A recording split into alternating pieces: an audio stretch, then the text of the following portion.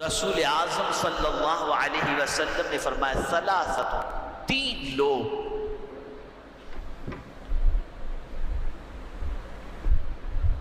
قیامت کے دن گھبراہٹ سے محفوظ و مامون ہوں گے. اور یہاں تک فرمایا رسول اعظم صلی اللہ علیہ وسلم نے کہ جب ساری مخلوق کا حساب ہو رہا ہوگا تو یہ تین قسم کے لوگ مشک کے پہاڑ کے اوپر آرام سے بیٹھے ہوں گے. انہیں کوئی گھبراہٹ نہیں. وہ کب تک بیٹھے ہوں گے؟ جب تک کہ ساری مخلوق کا حساب نہ ہو جائے. پہلا وہ شخص رسول اعظم صلی اللہ علیہ وسلم فرماتے ہیں جو اللہ کی خوشی کے لیے قرآن کی تلاوت کرے. ہم تو ثواب کی نیت سے پڑھتے ہیں نا. ارے میرے بھائی، بہت سارے لوگ تو اس نیت سے پڑھتے ہیں کہ مال میں ملے گا، کون سی سورت پڑھیں یہ بتا دو.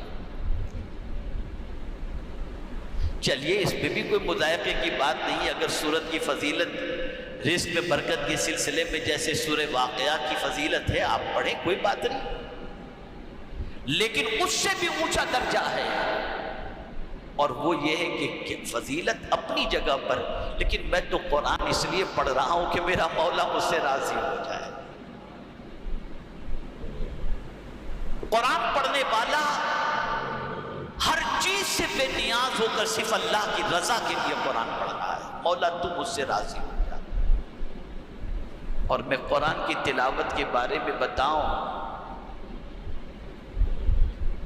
کہ فرمایا گیا کہ ایک رسی کا سرا بندے کے ہاتھ میں اور دوسرا سرا اللہ کے دست قدرت میں.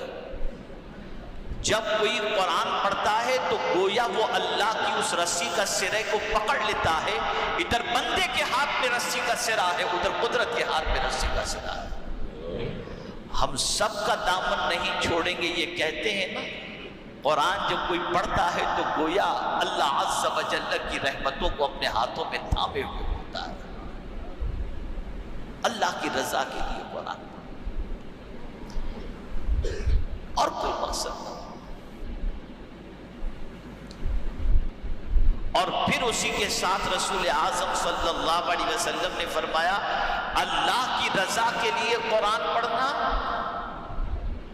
اور پھر اس کی امامت، بندوں کی امامت کرنا اور بندے اس سے راضی ہوں، وہ بندہ قیامت کے دن کی گھبراہٹ سے محفوظ و مامون رہے گا. دوسرا کون سا شخص؟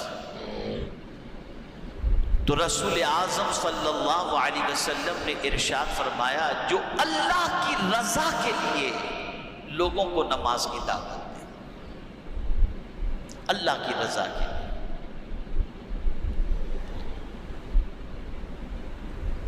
جب کوئی اللہ کی رضا کے لیے نماز کی دعوت دے، اللہ کو خوش کرنے کے لیے، تو اللہ تعالیٰ اسے بھی قیامت کی گھبراہٹ والے دن سے محفوظ و مامون رکھے گا.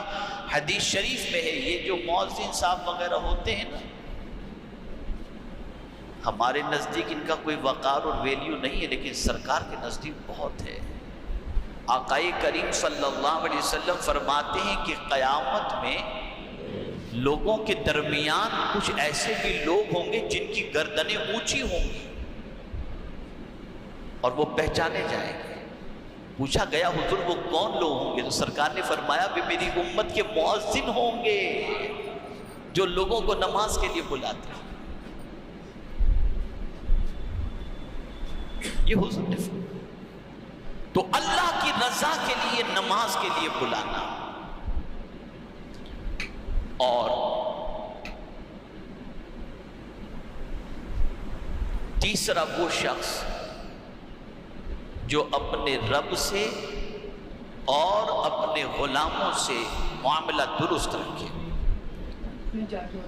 رب سے بھی معاملہ اچھا رکھے اور اپنے غلاموں سے بھی معاملہ اچھا رکھے، اپنے ماتحت والوں سے بھی معاملہ اچھا رکھے.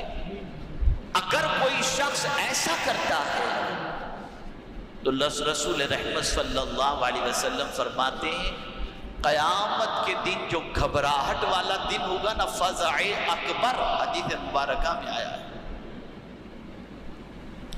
لا یہولہم الفزع الاکبر، قیامت کے دن اس گھبراہٹ والے دن کے اندر اسے کوئی تکلیف نہیں ہوگی، وہ مشک کے ٹیلے پر آرام سے بیٹھا ہوگا، مخلوق حساب دے رہی ہوگی، وہاں بیٹھ کر کے دیکھ رہا ہوگا، جب سب کا حساب ہوگا اللہ عز و جل اسے جنت میں داخل فرما دے گا۔ تو اے رسول اعظم صلی اللہ علیہ وسلم کے دیوانوں، جانا ہے، یہاں سے جانا ہے، اسے یاد رکھو،